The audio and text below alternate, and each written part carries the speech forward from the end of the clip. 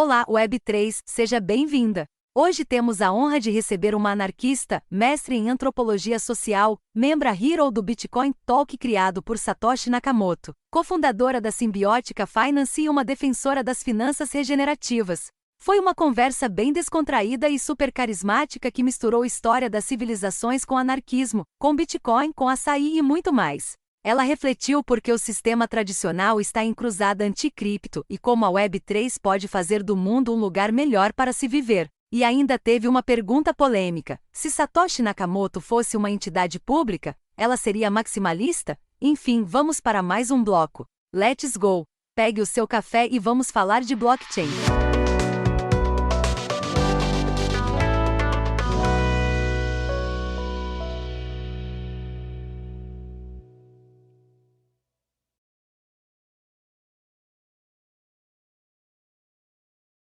Muito bem a todos que chegaram agora, eu sou o Why So Serious e esse é o Bloco Café, o podcast Web3 que acredita que a informação é a ponte para a revolução. Aqui você vai mergulhar no universo da Web3, entender suas possibilidades e desafios e descobrir como ela pode revolucionar a sua vida digital. Com entrevistas exclusivas com builders, queremos compartilhar conhecimento e inspirar você a construir o futuro que deseja. Junte-se a nós nessa jornada e ouça os blocos na blockchain. Favorite o Bloco Café no protocolo da Áudios e faça o mint dos nossos episódios sempre um dia antes de serem distribuídos na Web2. Clica no link na descrição e experimente o Bloco Café na Áudios. Agora sim, vamos à razão desse bloco. Está com a gente Rafaela Romana, também conhecida como Disruptiva. Daqui a pouco a gente vai até perguntar um pouco por que... Aliás, já a gente vai falar isso, né? Por que tem esse nome, enfim. Rafa, muitíssimo obrigado por você ter aceitado o convite. Queria que você, primeiramente, então, se apresentasse brevemente para nossos ouvintes, nossa comunidade, e como que as criptos e a Rafa se encontraram. Rafa, seja bem-vinda. Oi, obrigada. É um prazer conversar um pouquinho com vocês, né? Acho que dá até para contar a história disruptiva junto com essa pergunta. Eu tô em cripto já há 7 anos, então faz um tempinho. Eu comecei nessa jornada porque eu descobri em um fórum de anarquistas, assim, que estavam discutindo a questão do Bitcoin, né? E como anarquista há muito tempo, assim, desde os meus 13 anos eu me identifiquei com a teoria anarquista e comecei a ler sobre, ver alguns movimentos. Eu sempre busquei, né? Então, quais eram as formas através das quais o anarquismo tinha tomado forma na história, né? E tinha tomado forma em alguns movimentos. E quando eu entrei na faculdade de antropologia, eu descobri uma coisa um pouco chata. De uma perspectiva histórica e antropológica, a gente percebe que as sociedades anarquistas que existiram, todas elas eram pequenas. Quando você começa um desenvolvimento em escala de uma sociedade, essa sociedade tende à centralização. Então a gente tem na história da humanidade pequenas comunidades que se organizam de forma descentralizada e grandes impérios que têm escravos, que têm sistemas hipercentralizados de poder. Isso é uma constante em absolutamente qualquer lugar, em absolutamente qualquer momento da história que a gente tem registrado, da história escrita, né? Então sempre foi um incômodo muito grande para mim, enquanto alguém que entendia o anarquismo como um sistema super interessante de existência, sendo que anarquismo, acho que é sempre bom dizer, né? Significa sociedades sem coerção violenta, não sem regras, né? E me incomodava muito essa percepção de que era impossível existir um anarquismo em escala, era impossível a gente pensar na organização de sociedades, né, de forma anarquista. E quando eu conheci Bitcoin, foi um momento em que eu pensei, caramba, talvez é a primeira vez na história da humanidade em que temos uma ferramenta econômica e tecnológica que nos permita a organização descentralizada em escala, né? E eu comecei em cripto estudando especificamente a questão dos consensos, né? Diferentes modelos de consenso. Tanto no caso do Bitcoin, né? Então uma pergunta que eu me fazia é, ok, é descentralizado, mas como que as pessoas decidem o que vai ser atualizado no protocolo, né? O protocolo não é morto, não é uma coisa que o Satoshi criou e nunca mais foi modificada. Várias coisas são imutáveis, mas várias coisas são mutáveis. E nós temos várias atualizações no protocolo. Então eu me perguntava, como as pessoas do mundo inteiro que falam línguas diferentes, que têm culturas diferentes, são capazes de chegar em um consenso sobre como esse protocolo vai ser atualizado. Então eu comecei a estudar especificamente as questões de consenso que envolvem o Bitcoin e fui para os outros tipos de consenso, Proof of Stake, Proof of Work, no caso do Bitcoin, Delegate Proof of Stake, Proof of Burn, Proof of Authority, né? E comecei a estudar especificamente essas questões. Desde que eu li e conheci pela primeira vez, eu fiquei completamente apaixonada por essa possibilidade anarquista de desenvolvimento de tecnologias e de comunidades de forma descentralizada. Então foi uma identificação incrível já de primeiro momento, né? E eu comecei a escrever um pouco sobre isso. E sempre que eu me pegava escrevendo sobre, eu percebi que eu não estava escrevendo as mesmas coisas que as pessoas estavam escrevendo e que a minha perspectiva era um pouco disruptiva, mesmo dentro do setor, né? E eu percebi que eu me interessava muito por tecnologias disruptivas. E aí eu criei meu primeiro blog. Ele tinha esse nome, né? Tecnologias Disruptivas. E aí, com o tempo, foi se adaptando até se tornar uma espécie de pseudônimo, né? Agora eu vou fazer uma rápida pausa de no máximo 2 minutos para falar de uma parceria que o Blocafé fechou com a Epic Web3 Conference. Imagine um encontro com pioneiros do setor e das principais empresas da Web3, incluindo Consensys, Polygon, Binance, MetaMask, POAP, Unstoppable Domains e outros em um só lugar. Parece incrível, não é? Bem, você pode experimentar isso em primeira mão participando da Epic Web3 Conference em Lisboa, no dia 9 de junho. É uma conferência sobre como construir e desenvolver produtos na Web3. Além do excelente conteúdo de palestras e painéis de discussão, esta conferência fornecerá networking rápido com profissionais Web3, reuniões rápidas e individuais com investidores, competição de pitch de startups, eventos paralelos, entre eles um hackathon para desenvolvedores Web3 e outro para Venture Capitals e, claro, vamos celebrar juntos numa festa de encerramento. Durante o mês de abril, o Blocafé vai trazer razões para você juntar-se a nós em Lisboa no dia 9 de junho na Epic Web3 Conference. Temos um desconto de 15% para você, mas os preços sobem a cada poucos dias, então quanto antes você adquirir o seu ingresso, mais barato você vai pagar.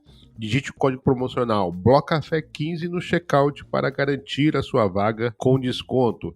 Clica no primeiro link da descrição para você conhecer mais sobre a programação do Epic Web3 Conference. Ao clicar no link, você imediatamente saberá porque o Blocafé está bullish demais com esse evento. Essa é uma parceria entre o Blocafé e o Epic Web3 Conference. Confira no link e não esqueça de informar o código BLOCAFÉ15 para 15% de desconto. Duas coisas que surgiram aqui agora. Primeiro, como é que anarquia e cripto combinam, né? Engraçado porque o meu handle do Twitter é AnarchChain. Também tem uma pegada mais anarquista, não só politicamente, mas também de relações. E também acho que as criptos também tem muito a ver com anarquismo. Como é que você vê essa correlação entre cripto e anarquismo? Quando nós pegamos os textos clássicos do movimento cypherpunk, né? Para quem não conhece, cypherpunks são os pais dos primeiros protocolos de dinheiro digital, ou seja, as pessoas que estavam pensando antes do próprio Satoshi Nakamoto sobre como desenvolver um dinheiro digital que fosse impossível ser censurado, que pudesse ser usado de forma anônima pelas pessoas, né? Quando a gente pega os primeiros artigos dos cypherpunks, a gente tem explicitamente eles utilizando os termos como criptoanarquismo, como uma sociedade sem Estado, o uso dessa tecnologia. Tem até um dos artigos que é citado pelo próprio Satoshi Nakamoto, do B-Money. Ele diz ali, né, esse sistema é um sistema que não é criado para fazer frente a um governo, mas ele é usado ele é desenvolvido de forma que os próprios governos eles sejam ineficientes, né? Porque ele não consegue identificar quem é a pessoa ali e dessa forma ele não consegue agir violentamente contra alguém, né? Então, quando a gente pega no próprio nascimento das criptomoedas, a gente tem isso explícito em praticamente toda a literatura. Satoshi Nakamoto não deixa isso tão explícito quanto os outros cypherpunks, né? mas todo o embasamento filosófico, inclusive técnico, do processo de desenvolvimento das criptomoedas e das criptomoedas que vieram antes do próprio Bitcoin, elas são explicitamente relacionadas ao anarquismo em um diálogo muito forte sobre como poderíamos desenvolver sociedades anarquistas, tanto físicas, né, no mundo físico, quanto no próprio metaverso, né? Então a gente tem textos incríveis, muito lindos, assim, discutindo sobre o uso de criptografia para viabilizar sociedades anarquistas e sem necessariamente um Estado, né? Show. E eu também, num episódio que veio aqui um filósofo, né? Ele é professor de História da Arte, enfim, o Henrique Kopp. Eu lembro que eu fiz uma pergunta para ele se ele já tinha pensado nas civilizações que eram descentralizadas, e a gente meio que acabou parando um pouco nos povos indígenas e tal.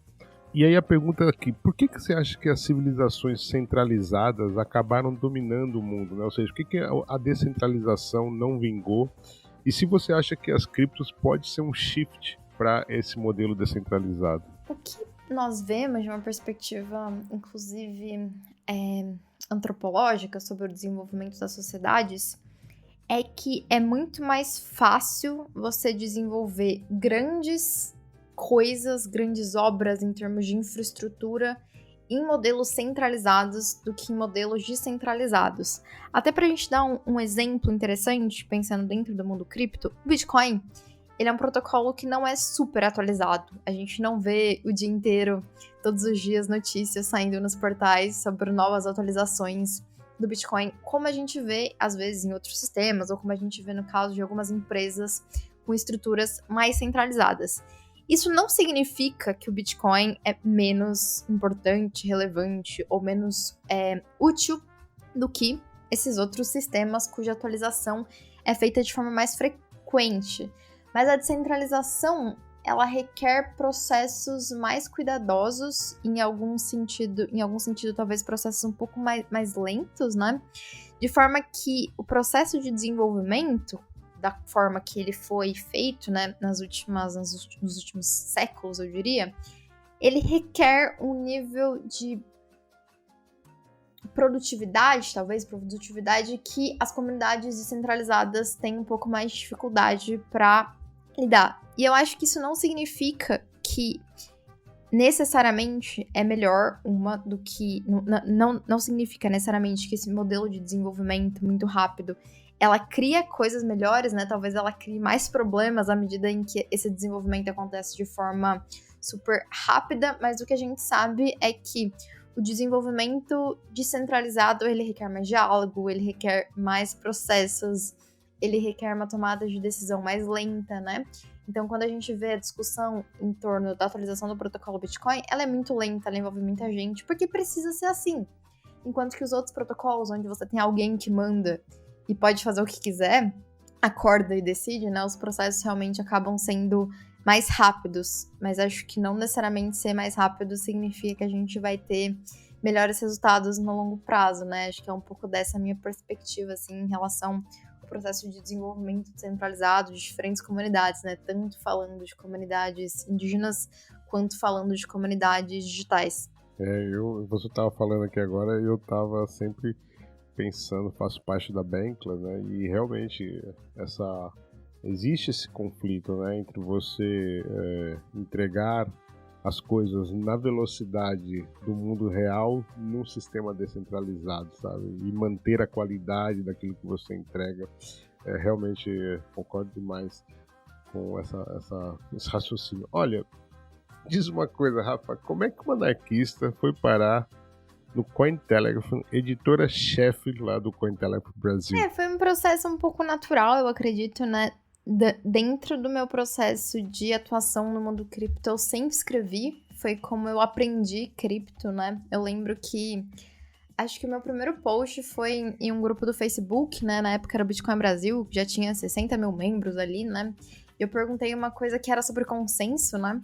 E eu fui muito bem recebida pela comunidade, né? Inclusive pelos moderadores desse grupo, porque foi uma pergunta que fugia um pouco do escopo normal do grupo, né? Do dia a dia. O grupo era muito focado em preço, análise gráfica, como é que chamava um candle, o que aquele candle significava, padrão de reversão, ombro, cabeça, né? Era muito focado nesse processo mais especulativo, talvez, dentro de cripto, que eu particularmente não tenho nada contra, mas ele era muito focado nessa discussão, né? E quando eu entrei no grupo, eu comecei a fazer questionamentos um pouco mais amplos, de perspectiva um pouco mais antropológica, de perspectiva um pouco mais de literatura dos próprios cypherpunks. E eu fui super bem recebida. Em pouco tempo eu fui convidada para escrever para empresas, convidada para participar de vários portais, né? E aí, nesse processo, eu acabei conversando, né? Conhecendo mais as pessoas por trás do Cointelegraph. E aí eu fui convidada para ser editora do Cointelegraph. Naquela época eu já tinha meu próprio blog, né? Pessoal, que é o disruptivas.org. Já tinha escrito muito para vários portais, para várias empresas. E aí foi o momento de assumir um pouquinho nessa cadeira de editora-chefe. No Cointelegraph, eu era responsável, assim, pela publicação de praticamente 30 artigos por dia. Então foi um momento de aprendizado muito forte, assim, né? E de conexão muito profunda com o setor, porque era dormir e acordar olhando para todas as notícias de tudo que acontecia dentro do mercado cripto, né? Então foi um processo de imersão, assim, profunda no setor, mais do que eu já vinha, né, sendo feito, mas foi um pouquinho assim, foi um processo bem natural de aprendizado via escrita, que é como eu aprendo desde sempre, né? E que tomou forma num processo de ajudar, né, o mercado aí com as notícias deles e atualizações. E especialmente no mercado, no criptomercado, né, as notícias é impressionante. A gente está fazendo lá na DAO um podcast diário, né, que a gente pega ali as notícias das últimas 24 horas, e uma das perguntas ali quando a gente estava fazendo o piloto e tal, era se a gente teria notícias para fazer um podcast todos os dias, né? Muita. E o que a gente tem visto é que a gente às vezes grava, a ideia é ter 10, 15 minutos, nós já não conseguimos mais fazer 10 minutos, e quando termina, puta, ficou essa de fora, ficou aquela, ficou... Gente, é mesmo muito louco, e acho que a tendência é só aumentar essa velocidade, né, com essa ebulição. E aí eu acho que depois disso, se eu não estou tão errado assim na cronologia dos fatos, você foi mais para a área do refi, né? Ou seja, acho que talvez essa correria toda, você quis mudar um pouco o foco, ir para o refi, enfim. Conta um pouquinho para a gente como é que veio o refi, as finanças regenerativas, e se você puder explicar para mim, né, eu não tenho 5 anos, mas eu tenho um entendimento de uma pessoa de 5 anos sobre refi, o que é refi, como é que a gente começa a entender um pouco as finanças regenerativas. Legal. Mesmo atuando dentro do Cointelegraph, né, eu entrei em cripto por um motivo muito específico, que era como é possível utilizar uma nova tecnologia para a construção de novas sociedades. Foi isso que me motivou a entrar em cripto, né? Foi o anarquismo. E o anarquismo significa, no final do dia, uma sociedade diferente da sociedade que a gente vive. Sempre foi essa motivação que eu tive, né? Desde o momento em que eu aprendi ler gráfico até o momento em que eu me aprofundei muito intensamente dentro de ReFi, né? Mas a minha perspectiva dentro do setor cripto sempre foi cripto para transformação social, né? Lá em 2017, eu fiz vários workshops exclusivos para mulheres, por exemplo, que era um problema que me incomodava muito, né? Quando eu entrei no setor que existiam pouquíssimas mulheres, hoje o mercado já tem muitas referências femininas, né? Mas quando eu iniciei, tinha 3 mulheres, assim, que você podia citar um nome. Era um processo de garimpo para conseguir encontrar algumas, né? E esse foi o meu primeiro incômodo. E à medida em que eu fui me aprofundando dentro de cripto, eu fui realizando mapeamentos muito individuais sobre quais eram as iniciativas que me chamavam a atenção, quais eram as iniciativas que eu olhava e eu pensava, caramba, isso tem um potencial de uso super interessante, né, para a criação das coisas.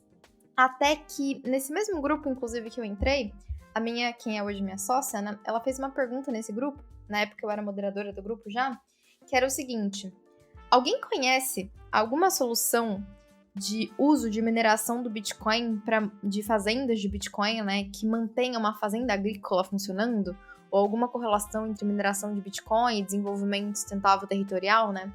E eu achei essa pergunta muito bonita, assim, né, a forma como ela foi estruturada. Eu adorei, eu falei pra ela, não sei de cabeça nenhuma, mas se existe a gente vai encontrar, né?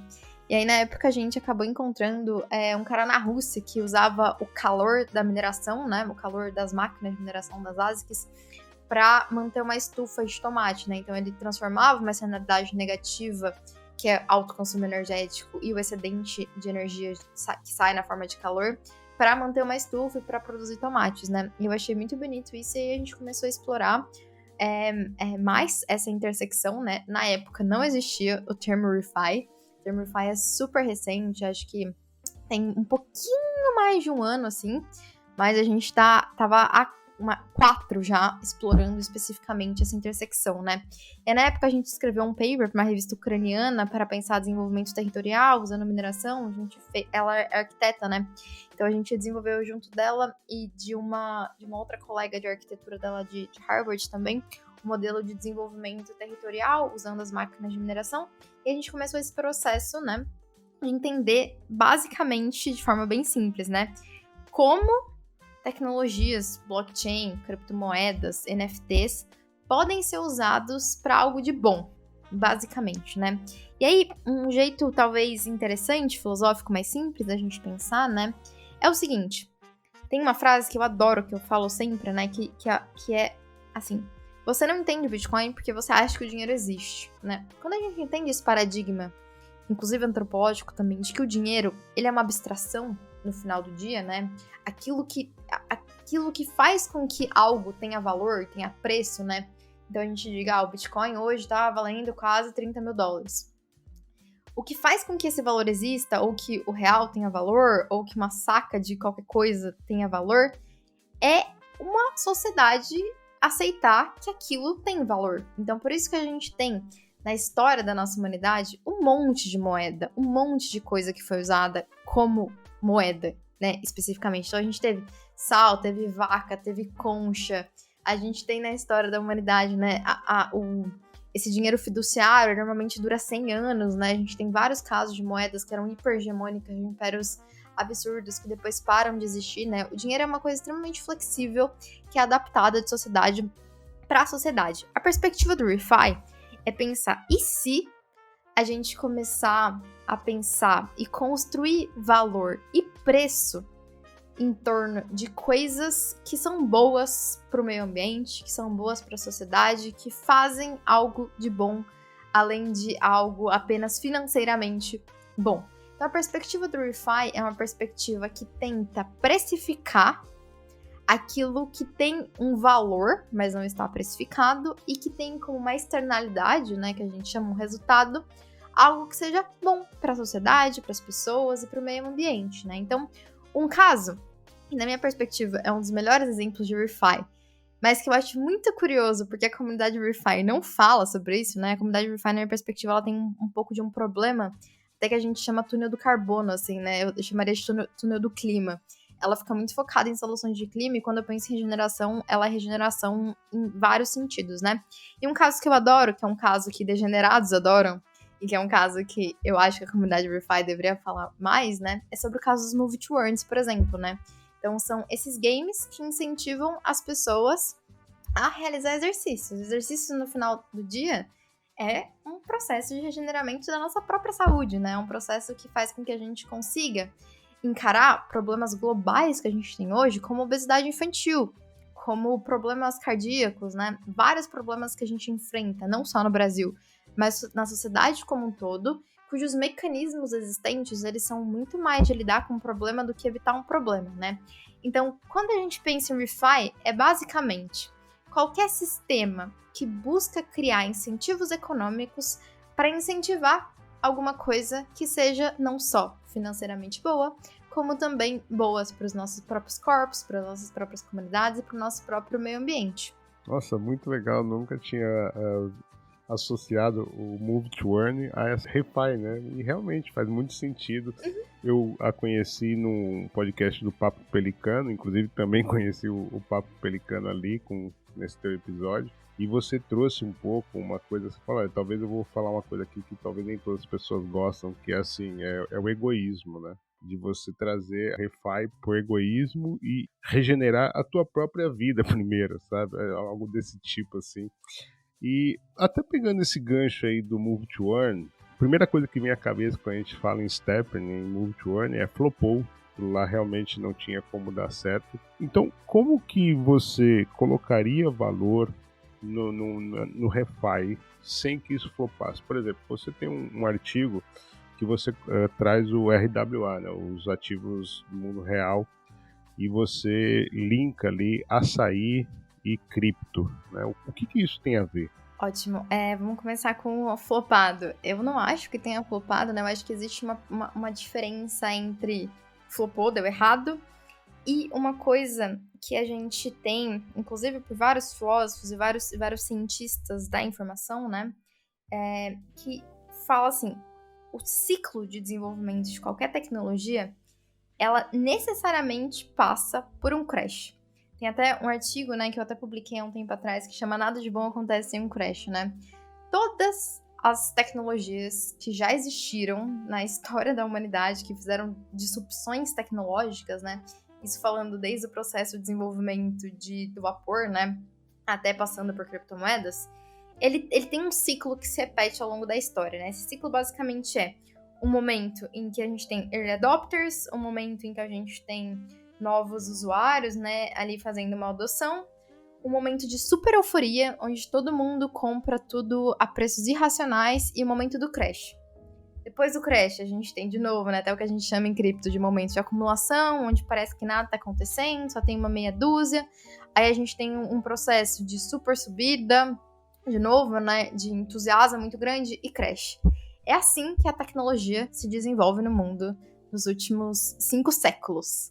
Na minha perspectiva, o caso do Stepn, o caso das criptomoedas, né, ela perpassa pelo mesmo processo. Então, sim, o Stepn estava muito caro, mas a mesma coisa que acontecia ali, então, por exemplo, eu comprava um tênis por X valor, e X é muito. Mas em 3 meses eu pagava o meu investimento e daí começava, né, a tirar o meu lucro ali desse processo. Hoje, o tênis, né, o NFTzinho ali vale muito menos, não tão menos, né, a gente conversou em casa hoje sobre isso, né, tá $38 o tênis mais barato, e aí não é nem caro, não é nem barato pra quem quer entrar, nem caro pra quem quer vender, né, tá num preço assim, mas a pessoa que compra hoje, ela também vai precisar de mais ou menos uns 3 meses pra tirar o investimento dela, que é exatamente a mesma coisa que acontecia antes. E o preço dos tênis tá subindo bastante, assim, até nos últimos meses, igual grande parte do setor cripto, né? E pode ser que eu tenha uma perspectiva enviesada, mas eu uso Stepn todos os dias da minha vida e conheço algumas pessoas que também, né? Então eu acho que tem muito mais a ver com esse processo de cíclico de desenvolvimento de tecnologias disruptivas do que eu considero como flopada, né? E eu entrei na parte do Stepn e esqueci qual era a segunda pergunta. O que cripto e açaí tem a ver? Ah, boa. É muito sobre essa questão do refine, né? Do processo de conseguir precificar e desenvolver, inclusive mercados degenerados, né? Mercados de alavancagem, mercados de derivativos, para ativos que são bons para a sociedade, né? Então, um caso que eu estudei, dei como exemplo até um pouco caricato, né, mas que é o caso do açaí, é que desde 2019, o preço do açaí já subiu mais de 3.000%. Então a gente saiu de um ativo que, inclusive, há mais de 10 anos atrás, grande parte das pessoas talvez nem conhecessem o açaí, para uma coisa que todo mundo come, que gringo adora.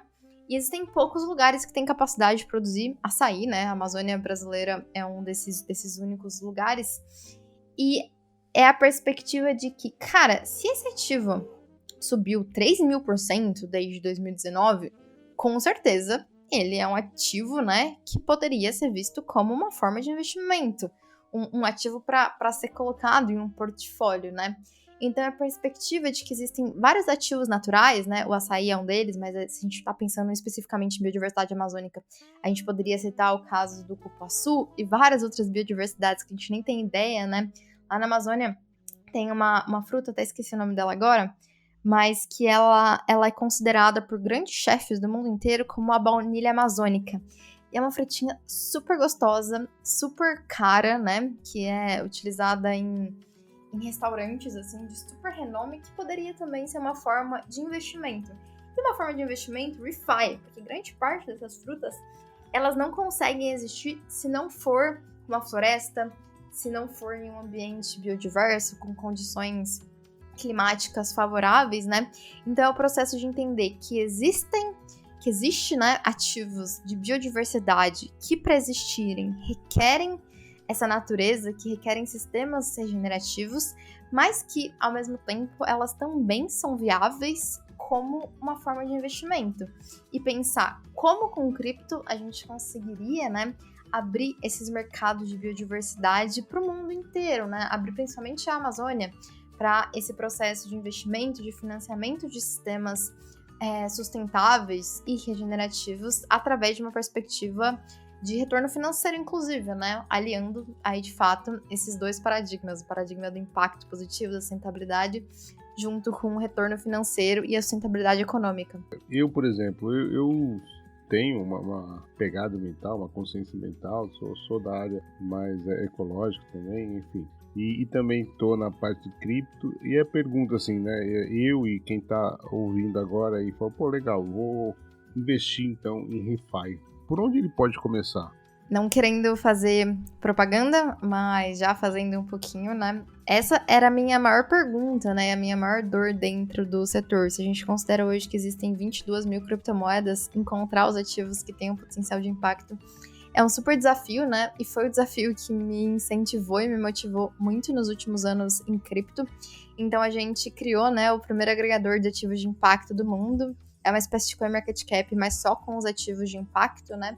Então a gente desenvolveu uma metodologia proprietária, um critério de inclusão para encontrar esses ativos, e a gente disponibiliza no nosso site, né, no symbiotica.finance, symbiotica.io, uma lista com quais são os ativos que têm essa intersecção entre o Web3 e impacto positivo.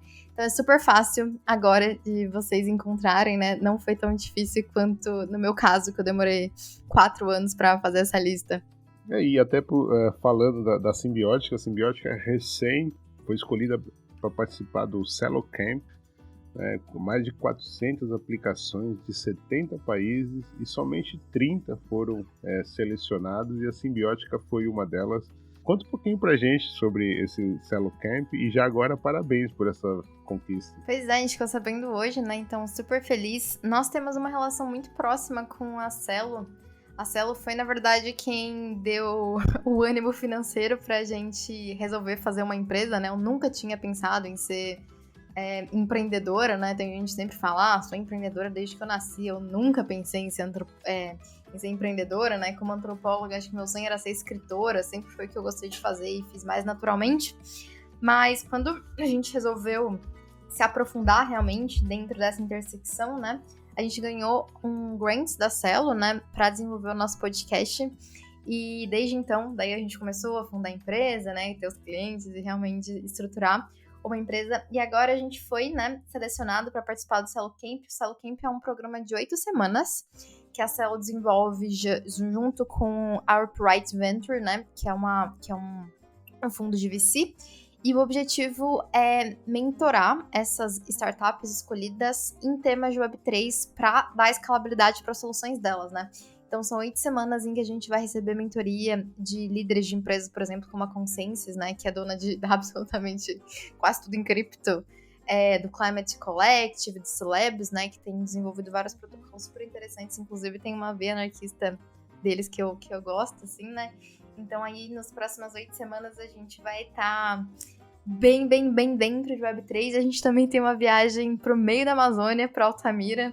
Então vão ser próximas semanas bem do jeito que a gente gosta, assim, imersas no meio da floresta, sem internet, levando picada, e imersas na Web3, profundamente explorando as tecnologias mais desenvolvidas com as grandes lideranças do setor, né? Pô, muito maneiro, muito maneiro. E até interessante falar, trazer aí a floresta amazônica, que você tem uma agrofloresta aí, né, na tua região, aí, na tua casa.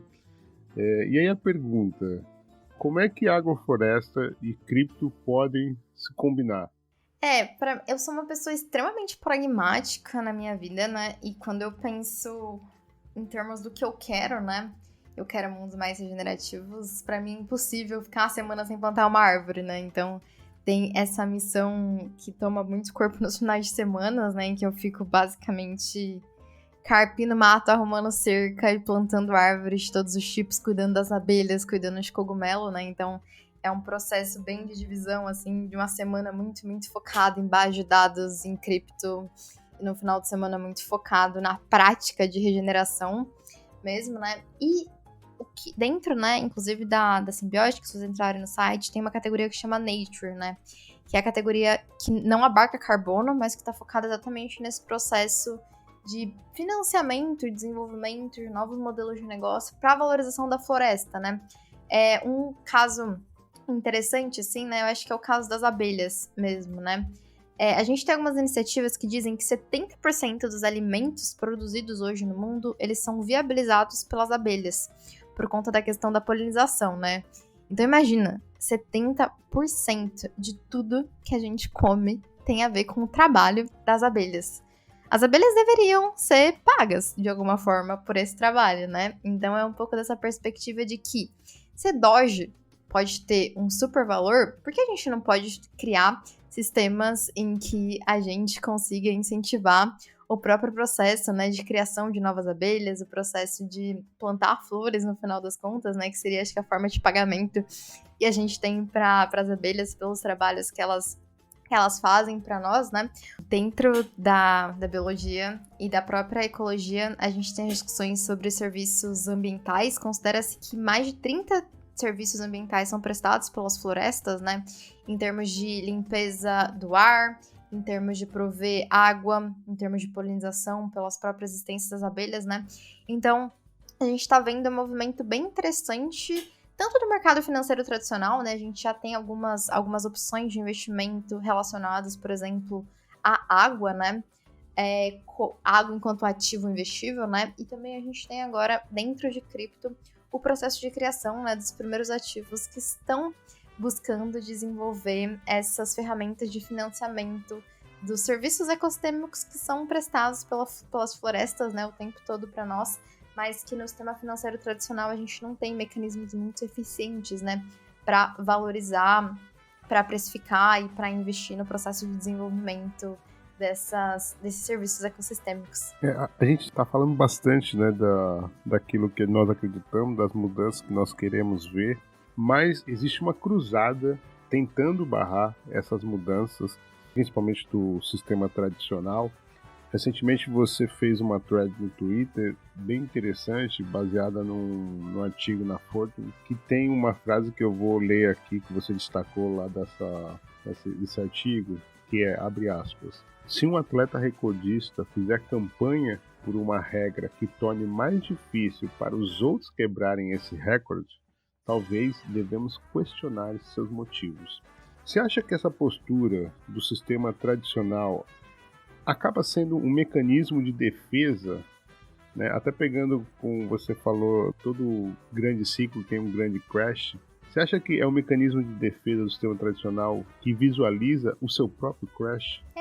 Acho que sim, e nem só dos sistemas, né? Acho que as próprias pessoas, né? A gente quase pode dividir, talvez, o mundo naquelas que querem a disrupção e abraçam a disrupção, e naquelas que vão tentar frear a disrupção, né?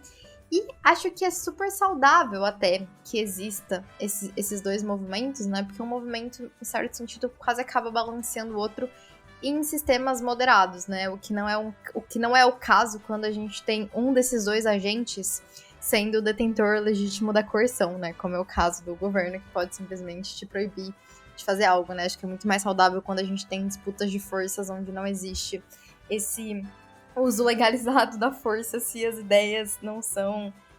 se as ideias do outro grupo é contrária à sua, né?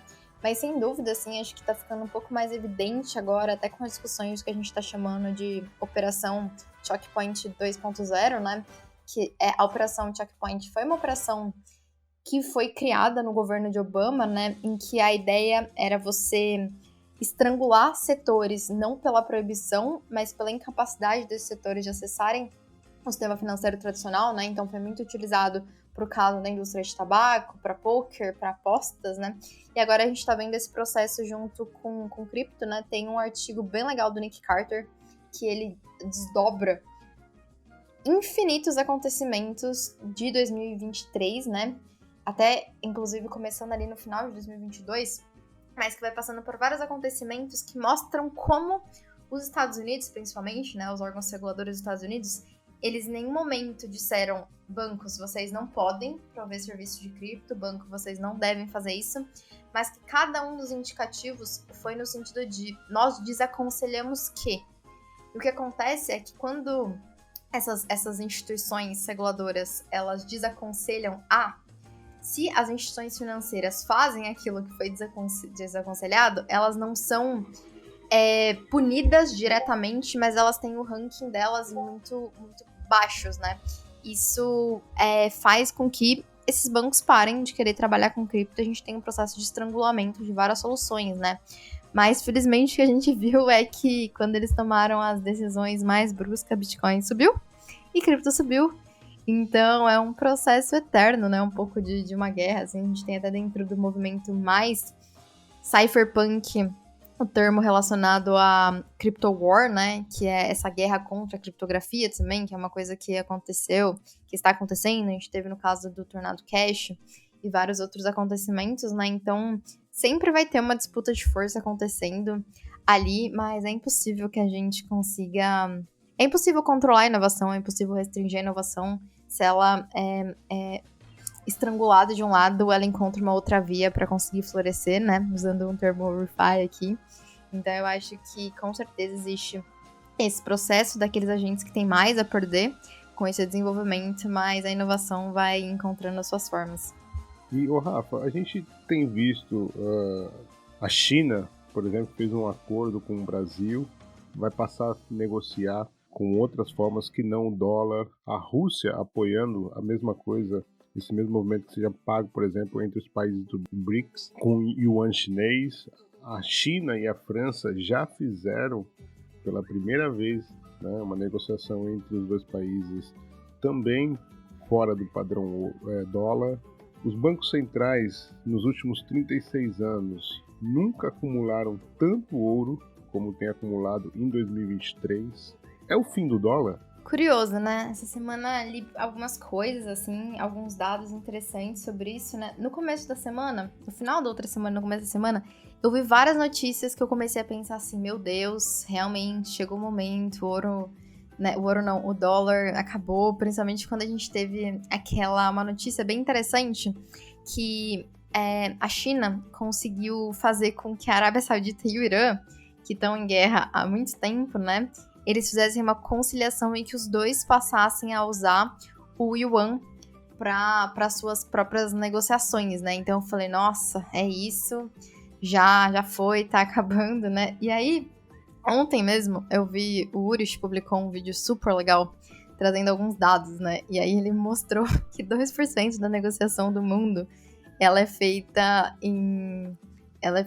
usando o yuan chinês, né? E assim, o Brasil tá sendo um dos países que tá adotando com muita força, né? O yuan, inclusive, acabou de deixar o euro, né, pra trás e se tornou a segunda moeda em moeda estrangeira em reservas brasileiras.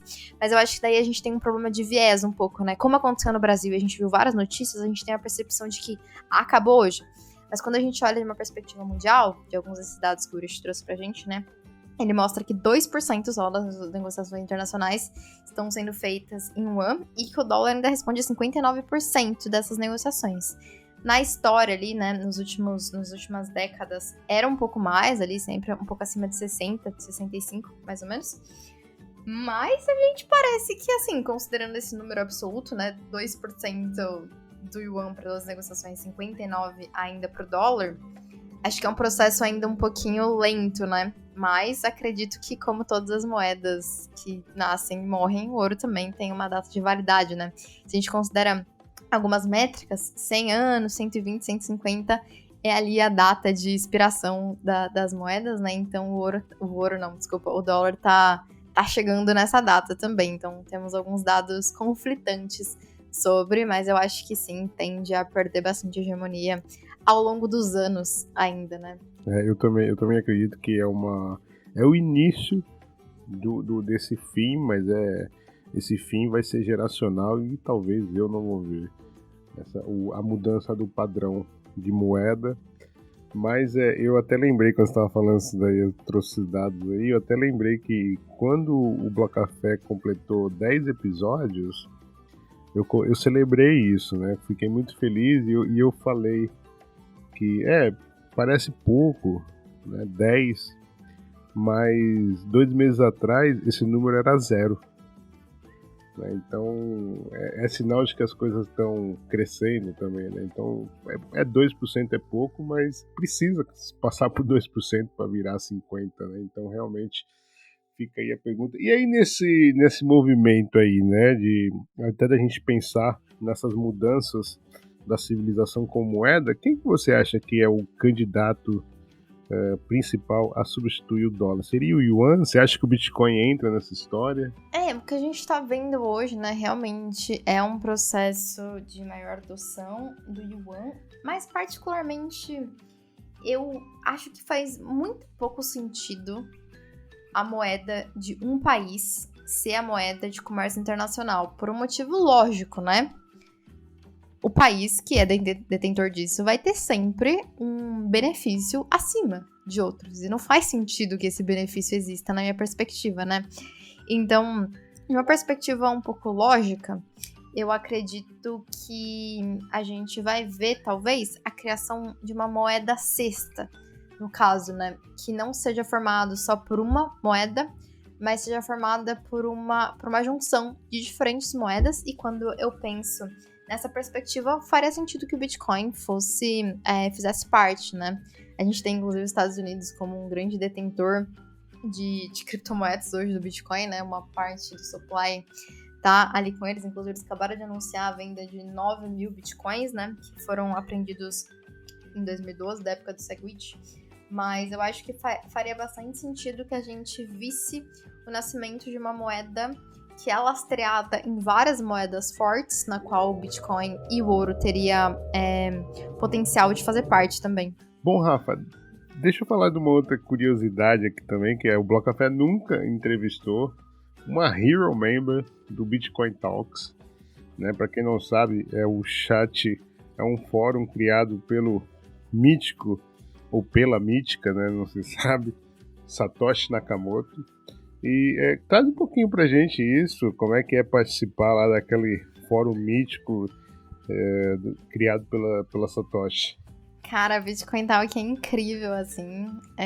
Só que ele tem um problema, né? Que na minha perspectiva não é um problema, mas que eu sei que é um problema pra grande parte das pessoas, é que ele é um fórum super não mídia social, digamos assim, né? Hoje o que tá em alta nos algoritmos, né? É vídeo de Reels, todo mundo muito bonito nas fotos, muita foto, muito vídeo, muita dancinha.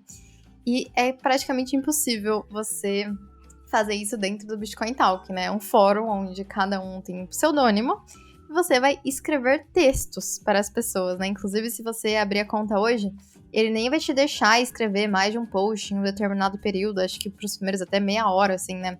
Então é um paradigma super diferente das redes sociais. Mas, basicamente, né, o Bitcoin Talk é um fórum que foi criado por Satoshi Nakamoto para as primeiras discussões em relação a essa tecnologia, né? Ele é até hoje utilizado por grande parte dos membros raiz, digamos assim, né? A gente tem vários desenvolvedores do próprio Bitcoin que usam o fórum, né? Hoje não é Satoshi Nakamoto, mas que gerencia o fórum, né? Ele deixou a gestão para um usuário chamado Tamos, né? E a gente tem aí várias abas, né? Tem as abas de cada um dos países. A aba brasileira, inclusive, tem alguns portugueses, né? Um dos usuários mais ativos dentro do Bitcoin Talk geral é, inclusive, um português, que é muito ativo na aba brasileira, né? É bem interessante, assim, que a gente tem um pouco dessa discussão. E assim, é um fórum com poucos usuários, né? Realmente porque é esse processo de você sentar, ler várias coisas e escrever estruturadamente uma conversa ali. São discussões um pouquinho mais... Em grande parte delas, um pouquinho mais estruturadas para quem já conhece cripto, mas às vezes a gente conversa de coisas até um pouco aleatórias, né? Se a gente abrir hoje, abre português ali, vai ter tem um tópico de renda básica universal, tem um tópico de thread de livros que o pessoal tá lendo, né? Então, a aba brasileira, assim, é bem aconchegante, digamos, né? Tem uns 15, 20 membros frequentes, então é realmente uma comunidade bem próxima, né? E o Bitcoin Talk, ele funciona a partir de um sistema que a gente chama de merits, né? Merits é como se fossem os likes das redes sociais, com a diferença de que à medida em que você vai recebendo e que você só pode dar um like pra alguém se você tiver recebido pelo menos 2, né? Então, a cada 2 que você recebe, você pode dar 1. E à medida em que as pessoas vão recebendo esses merits pelos seus posts de qualidade, você vai subindo de ranking, né? Aí eu sou hoje Hero Member, né? E a próxima categoria é Legendária, que é a última categoria que existe dentro do Bitcoin Talk, né? Tô próxima, assim, até de chegar ali. Então, é bem legal porque é um lugar onde eu acabo sabendo muitas coisas, as coisas importantes, né? Por exemplo, sei lá, quando teve a questão da FTX, ou quando teve esse caso recente do package do USDC, sempre alguém vai publicar ali antes dos portais, de tudo, né? Porque são pessoas que vivem pro Bitcoin há muitos anos, cuja vida foi completamente transformada pelas criptomoedas. Então, eu diria que é um lugar aconchegante para se estar dentro da Web3, se você quer discutir cripto mais seriamente, né? Sem dancinhas, sem vídeos mirabolantes. E Satoshi Nakamoto, você acha que realmente essa entidade saiu de cena ou ela simplesmente virou um outro pseudônimo ali? E se ela fosse pública hoje, essa entidade fosse pública hoje, você acha que ela seria maximalista? Eu acho que se a gente pega o próprio white paper do Bitcoin, ele tá citando uma outra criptomoeda ali, né? Ele cita um white paper que chama B-Money, que é basicamente o processo de desenvolvimento de uma criptomoeda que veio antes dele, né? Existiram vários cypherpunks que vieram antes com outros desenvolvimentos que são citados pelo Satoshi, né, cujas tecnologias são utilizadas para o desenvolvimento do próprio Bitcoin. Então, em alguma perspectiva, o próprio white paper do Bitcoin não é maximalista, né, já que ele cita um outro projeto cripto ali dentro, né. Mas eu acho que tem um artigo super interessante do Vitalik que chama Em Defesa do Maximalismo do Bitcoin, né, ou só Em Defesa do Maximalismo. E é um artigo super coerente, super ético em várias perspectivas, né? Que apontam assim, por que o maximalismo ou a perspectiva, né, de entender o Bitcoin como uma criptomoeda super relevante, ela é importante pra gente. E eu concordo com basicamente o artigo inteiro. Mas ao mesmo tempo, existem projetos dentro do mundo cripto que são incríveis e que realmente precisam de uma atenção, né? Acho que o nosso processo da simbiótica foi exatamente olhar para as 22 mil criptomoedas que existem e pensar, cara, qual delas tem uma relevância e merecem atenção, né? Então, a gente tem um caso super interessante também, que é o caso da própria Gitcoin, né? Gitcoin é um fundo incrível, com uma tese maravilhosa, estruturada, para que o poder econômico ele seja menor em detrimento da descentralização da comunidade para o financiamento de open source, de tecnologias open source, que são super difíceis de serem monetizadas, né? Porque você não tem ali a questão de um diferencial de mercado, já que é uma tecnologia open source, né? Então, existem vários casos que eu poderia citar aqui, que são super interessantes dentro do mundo cripto, mas isso, na minha perspectiva, ao mesmo tempo, ela pode conviver com vários benefícios de uma perspectiva maximalista, que é uma perspectiva de algo que olha para o fundamento, que é uma perspectiva de algo que olha para segurança, para descentralização, como métricas e questões que são super relevantes para a gente olhar no mercado como um todo, né? Então, eu acho que dá para balancear, assim, as duas perspectivas. O problema, para mim, acontece só quando a gente vê alguns maximalistas que, quando eles vão falar que não concordam, que não gostam de alguma criptomoeda, ao invés deles citarem, olha, essa criptomoeda não é tão interessante por conta disso, porque é muito centralizado, porque a gente tem não sei o que da rede. Elas falam, isso é uma bosta, não serve pra absolutamente nada, né? E eu acho que daí, nesse sentido, você tá fazendo um desserviço pra você mesma, pra sua própria comunidade, pra sua própria audiência e pro setor como um todo, né? Então, na minha perspectiva, dá pra gente adotar um pouquinho de maximalismo na nossa vida, mas também olhar para alguns projetos e entender o que eles estão fazendo de interessante. Como é que você vê o estado da rede do Bitcoin hoje? Você que tem, hero member do Bitcoin Talk, acabou de falar aí como é que funciona ali as discussões na comunidade do Bitcoin, não só brasileira, mas mundial. A gente tem visto o Core Dev sofrendo umas baixas importantes nos últimos anos. Vi também alguns tweets dos Bitcoiners antigos ali que viveram a época do SegWit e que viveram ali a guerra civil dos blocos, né? E de certa forma eles disseram que o clima, né, entre as ideologias da comunidade está um pouco parecida. Você concorda com isso? E como é que você acha que o Bitcoin está sendo questionado com as inscrições nos satoshis? Eu acho que aqui a gente até volta um pouquinho na discussão do começo, né? Que é o processo de construção descentralizada é muito difícil, né? E vão ter momentos super críticos para esse processo de desenvolvimento, onde as coisas vão ser questionadas, onde as narrativas não vão se fechar, onde vários paradigmas, né, vão precisar ser revistos, requestionados e desenvolvidos novamente, né? Então eu acho que é um pouco de um processo comum, assim, né? E da mesma forma em que a gente tem baixas, a gente tem novas pessoas entrando, né? E novos desenvolvimentos acontecendo, né? Depois de um tempo, assim, em cripto, né? Quando eu entrei, tinha um risco muito grande para o Bitcoin, que todo mundo falava, né? Que era o risco da questão da centralização da mineração por estar na China, né? E todo mundo, assim, era uma coisa que me fazia perder cabelo, assim. Meu Deus, todas as pools estão na China. O que vai acontecer se a China banir o Bitcoin? Acabou o Bitcoin, né? Era um problema, assim, que tomava a minha cabeça loucamente, né? E aí a gente viu o processo de banimento, né, acontecer e viu o processo de reestruturação desse mercado, né? A própria SegWit também tava lá. O que é um fork? Pelo amor de Deus, o Bitcoin vai acabar. Vão criar uma nova criptomoeda e quem tem o Bitcoin não vai conseguir fazer o fork da rede. Meu Deus, o que são essas coisas, né? Aí também, desesperado, vende, compra, não sabe o que faz, né? Então eu lembro também que quando eu vivi o SegWit foi um momento de desespero, assim, pra mim.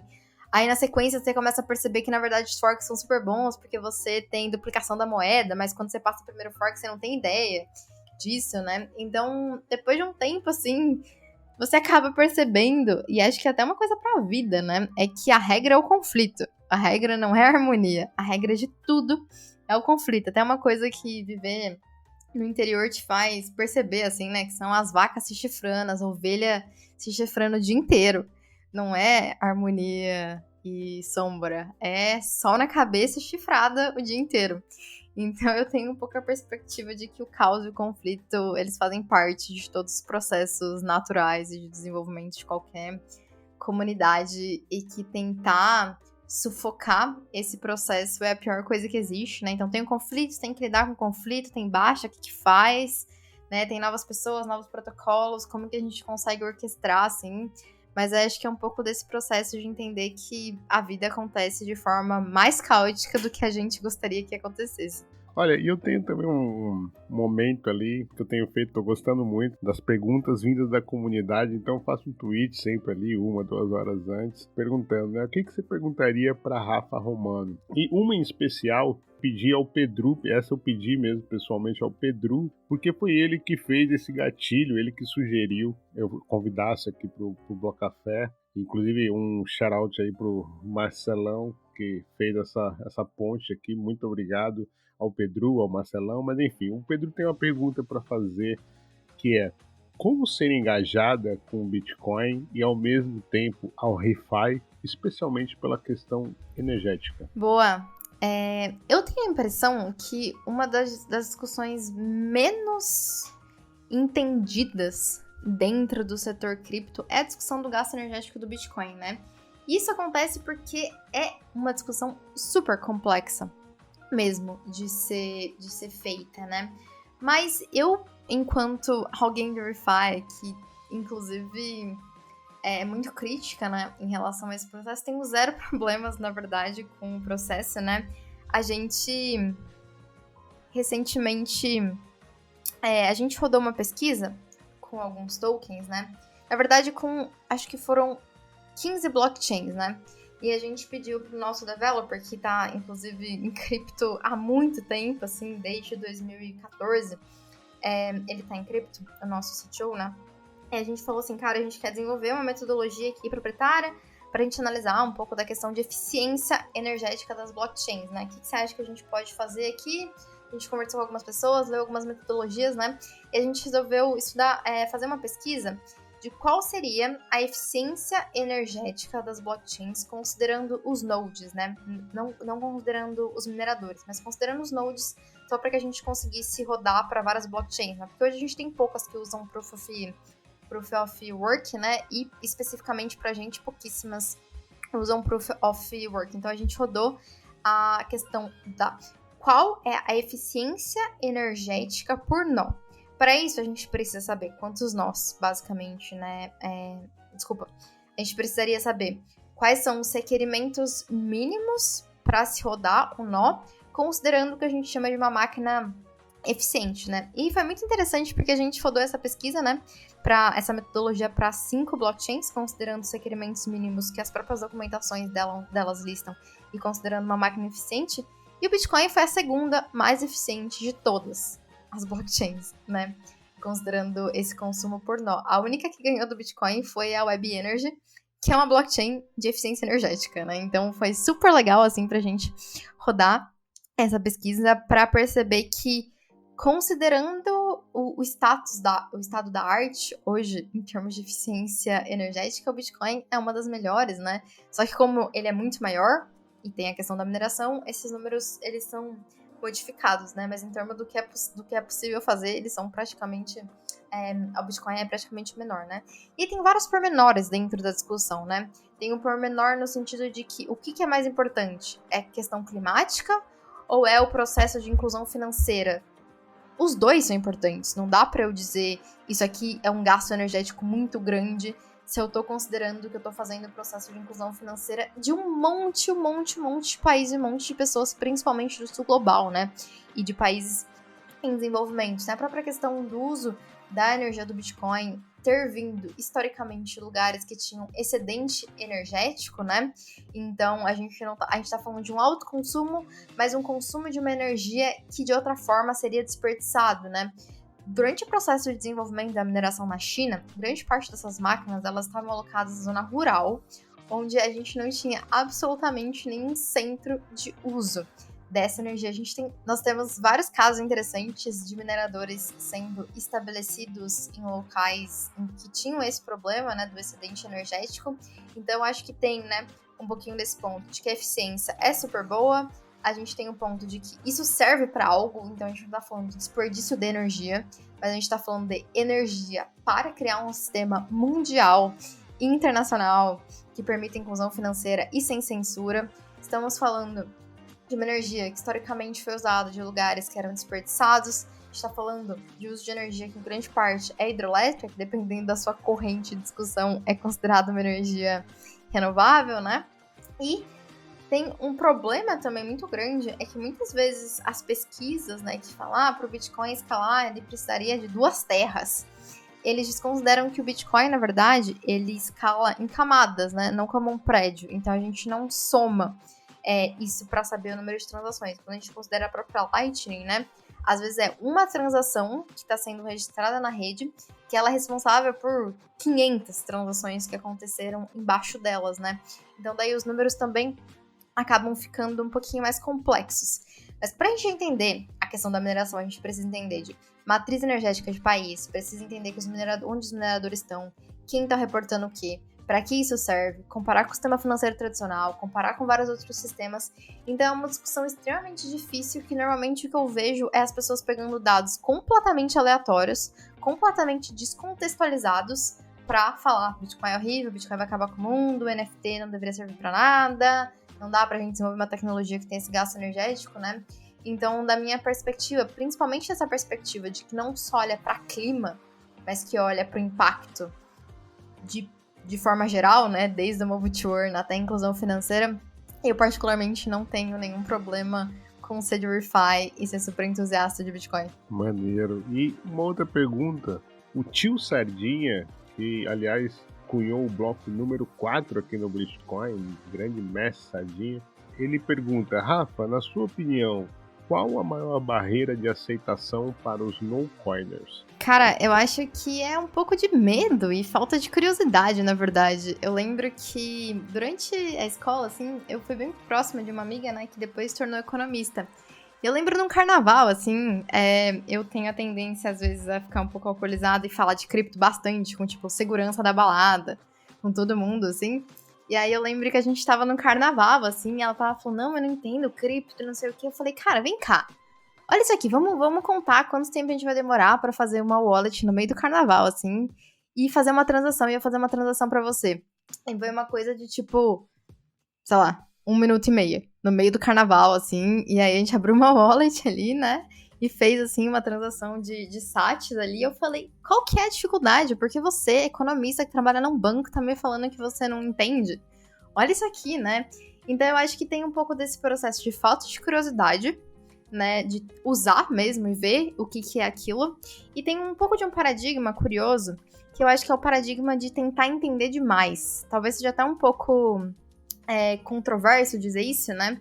Mas ninguém sabe como funciona o carro, ninguém sabe como funciona o elevador, ninguém sabe como funciona de fato um cartão de crédito, a relação dele com a bandeira, com as instituições, com a própria provedora do cartão, né? E não saber não significa que você não vai usar, pelo contrário, você usa, você confia no carro, confia no elevador, né? Então acho que tem um pouco desse processo da galera querer entender muito antes de usar, de forma que ao usar, você talvez entendesse mais.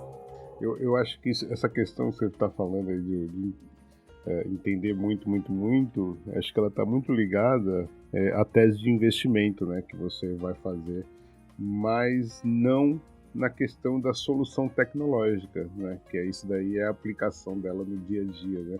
E olha, e você conseguiu anotar as seeds tranquilo?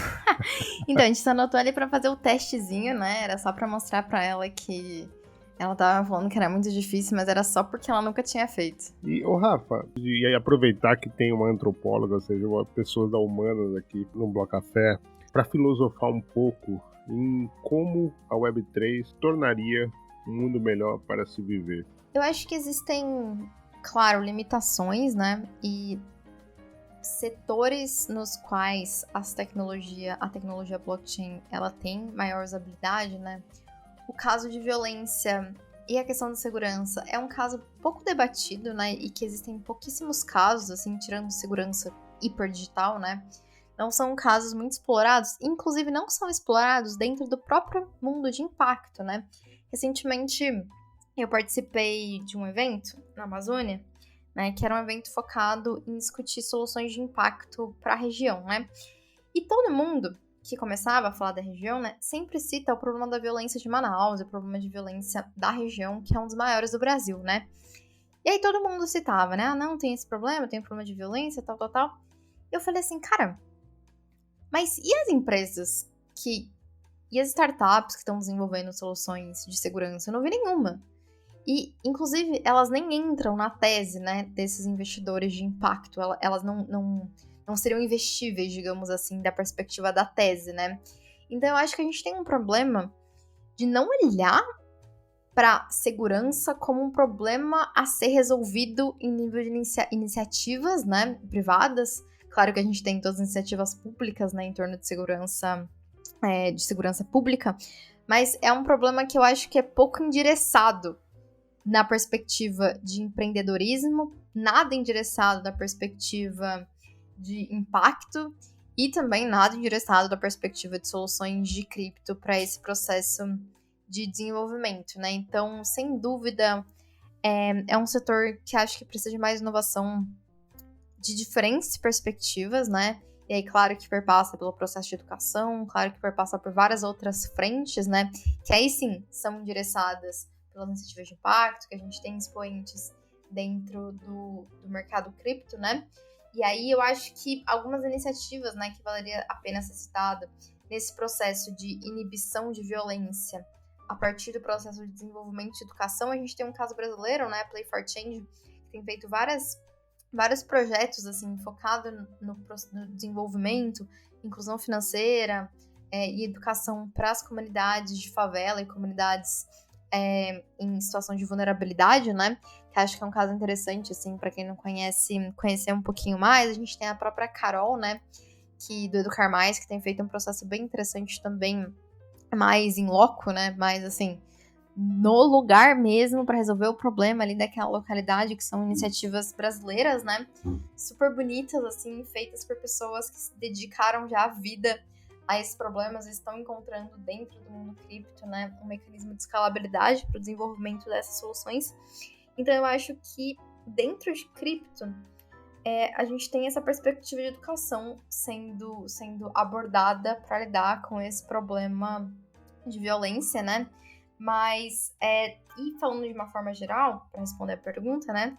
Dentro da simbiótica, a gente divide um pouquinho as soluções em algumas áreas, né? As áreas aí são carbono, natureza, energia, sociedade, health design, né? Para quem não conhece, design significa finanças descentralizadas, social e circularity, né, que a gente chama, que é muito relacionado à gestão de recursos, lixo, plástico, etc, né?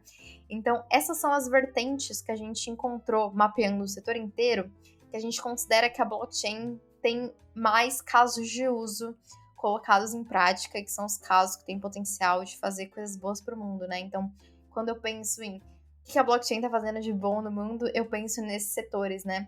E aí na atuação das empresas que estão em cada um desses setores, tentando resolver os seus problemas ali de forma um pouquinho mais pragmática, localizada, ou com infraestrutura, né? Show, estamos encaminhando para o fim já, infelizmente.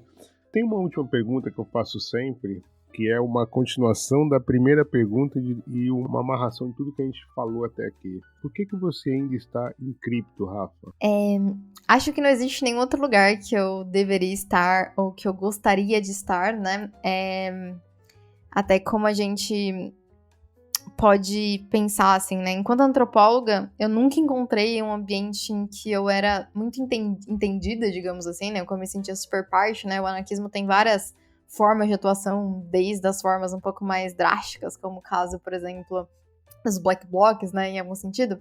E particularmente eu sou de uma perspectiva anarquista mesmo, né? E aí, o que isso significa na minha perspectiva, né? Quando eu fui fazer o mestrado, né, dentro do grupo de sociais, a gente tem um anarquismo de esquerda, digamos assim, né, que tem alguns termos, por exemplo, anarcossindicalismo e etc. E dentro do mundo cripto, mais hardcore, ou até dentro de um grupo mais liberal, a gente tem os anarcocapitalistas, né? Esses dois grupos, eles dizem que um é impossível que exista o outro, né? Então, os anarcocapitalistas acham que é impossível que exista um anarcossindicalismo, e os anarcossindicalistas dizem que é impossível que a gente tenha um anarcocapitalismo, né? Então, eu sempre tive um pouco de problema de me encontrar nos grupos anarquistas, seja porque, em algum momento, ali a minha perspectiva de anarquismo, ela né, entrava um pouco em conflito com alguns paradigmas, ou porque, quando você fala sobre anarquismo, o pessoal te olha com uma cara de, tipo, você é maluca, né? Você é maluca, é uma criança, não sabe do que tá falando, é uma utopia, né? E quando eu encontrei cripto, foi o momento em que eu falei, é isso, tá aí, é um sistema global, é um sistema que já vale 1 trilhão, ninguém mais pode me olhar e falar o anarquismo não existe, vocês estão usando um sistema desenhado para anarquia, né? Para tornar o governo, algumas das ferramentas de governo, insuficientes, que é gerida de forma descentralizada, né? Então, como uma anarquista ontológica, que eu gosto de dizer que eu sou, né? Ontologia é um termo muito usado na filosofia que diz respeito àquilo que é porque deveria ser, né? Então, como anarquista que me entendo desde sempre, não conseguiria me ver em nenhum outro lugar, né? E as minhas experiências em outros ecossistemas foram bem piores, assim, né? Dando a própria antropologia, foi uma experiência hiper dolorosa, assim, dentro... em algum momento que eu tentei até trabalhar no mercado um pouquinho mais tradicional, assim, de capitais, foi uma experiência horrível também, né? E ter me encontrado nesse setor, né, que o pessoal chama de ReFi, ter me encontrado na possibilidade de uso dessas ferramentas degeneradas do sistema financeiro, né, de tecnologias hiperdisruptivas para impacto, eu não consigo me ver em absolutamente nenhum lugar. Não tem nada que eu queria estar fazendo na minha vida, a não ser estar fazendo a simbiótica, né? A não ser estar me dedicando durante a semana em metaversos e no final de semana em florestas e na intersecção entre essas coisas, né? Então, claro que é decepcionante várias coisas, mas acho que isso é a vida, né? Se decepcionar com algo não significa que aquela coisa não vale a pena, significa que existem cuidados a ser tomados, né? E eu até gosto de dizer, assim, que a cada tombo uma métrica, né? Então, quando a gente teve até o processo de queda da FTX, eu comecei a pesquisar algumas coisas, né? Muito relacionado a essa questão de lastro, muito relacionado a esse ponto. Eu descobri várias métricas super interessantes do mercado financeiro tradicional, né? Como os próprios bancos se alavancam, como eles mesmos emprestam dinheiro, né? Como acontece esse processo de impressão. Então, pra mim é isso. A cada tombo descubra uma métrica nova, saia mais forte, a gente sai mais fundamentalista, né, em vários sentidos.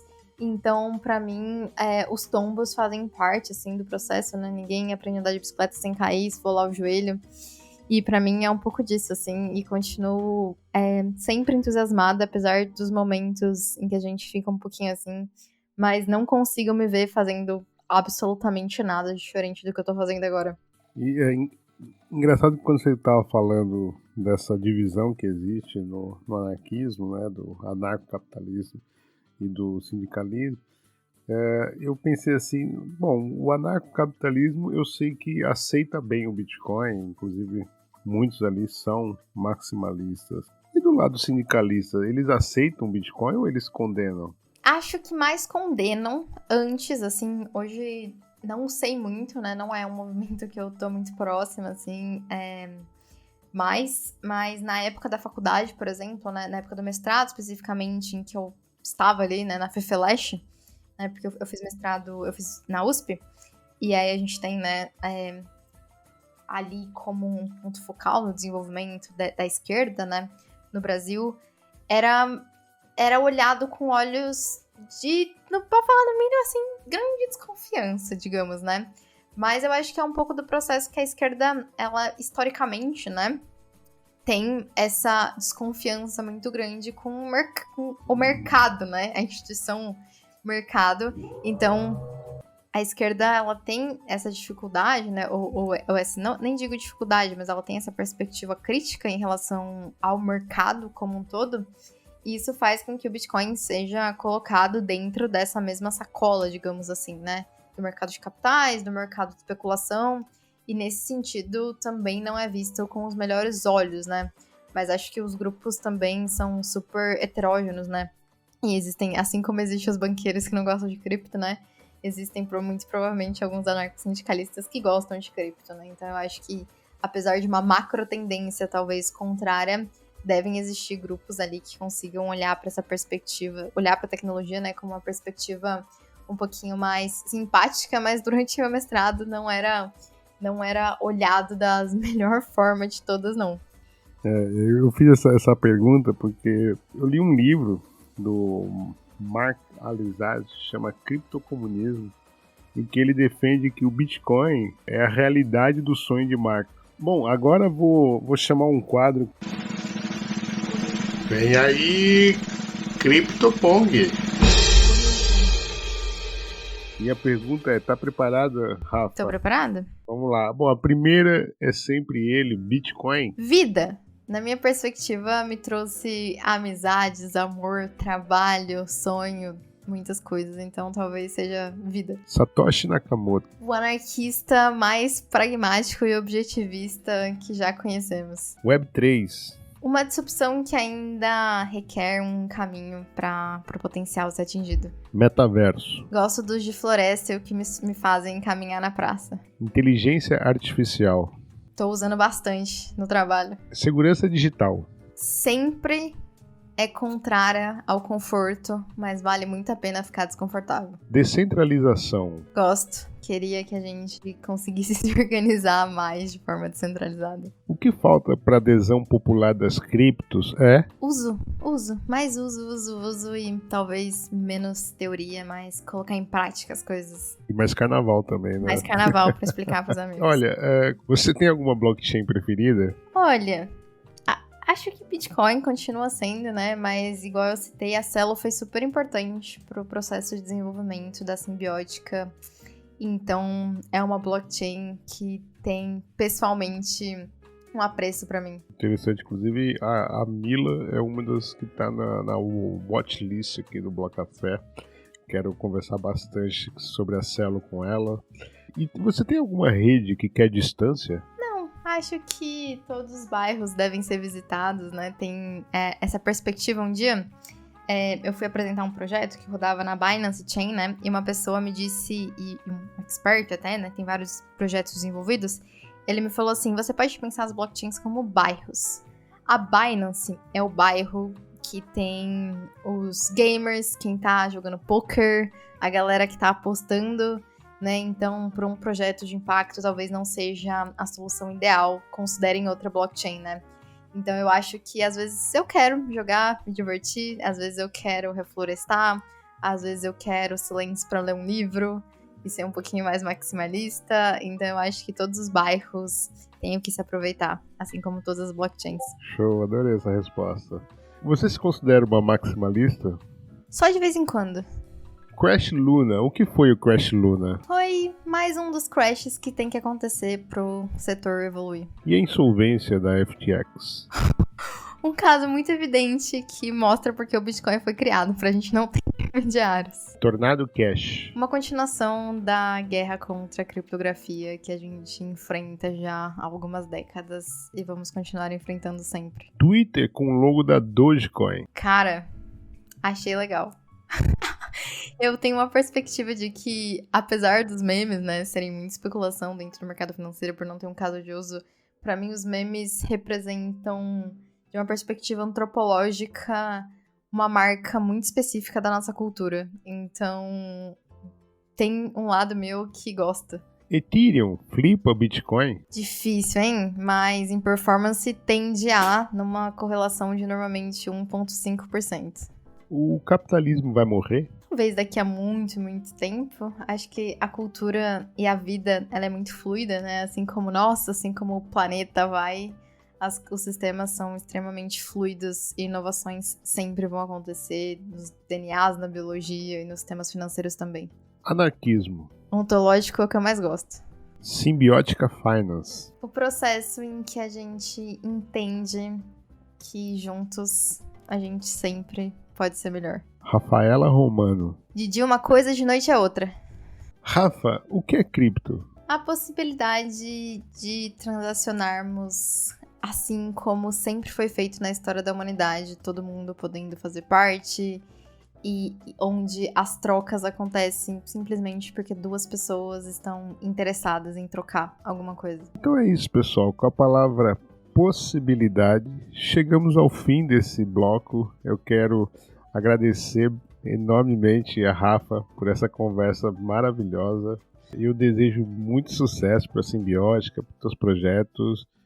Quero caminhar muito ainda junto contigo. O Bloco Café está sempre de portas abertas para você. Eu queria então pedir que você... Eu queria até fazer uma homenagem aqui ao Pelicano. Eu conheci o Pelicano por conta do episódio que me recomendaram para te convidar. E ele tem uma sessão ali no fim que é o beijinho da Xuxa, que é para você fazer as considerações finais e contar um pouco qual a melhor jeito de te encontrar nas redes sociais, enfim. Então é o momento beijo da Xuxa em homenagem ao Pelicano. Até deixo um beijo para ele também. Nós fomos editores chefes no mesmo momento, né? Eu de um portal, ele do outro, mas assim como bons anarquistas e simbióticos que somos, não era um processo de competição, era um processo de ajuda, né? Então, conheci ele nesse momento, é uma pessoa muito, muito, muito engraçada, acho que foi um dos podcasts mais engraçados que eu já participei, assim, então é uma pessoa sui generis, pra dizer o mínimo. Então, também aproveito para deixar ali um abraço para ele.